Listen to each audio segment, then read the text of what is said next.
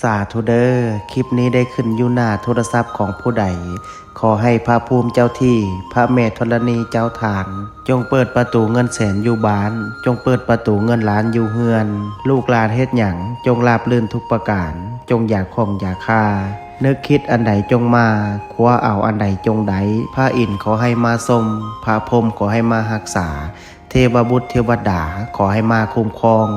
ขอให้สุขกับมั่งขอให้หั่งกับมีขอให้เป็นเศรษฐีหน้าใหม่ขอให้รวยทันใจทุกประการดวงเปิดชีวิตเปิดงานเปิดค้าขายเปิดเงินแสนเงินล้านจงไหลเข้ามามือซ้ายจับเงินตื้อมือขวาจับเงินแสนว่าไปจงมีคนซอยสู้กูเข้ามาบ่มีวันร่มจมขอให้ฟูขึ้นน้ำเต็มพังมั่งมีคือเศรษฐีทั้งหลายนอนไซนอนใจ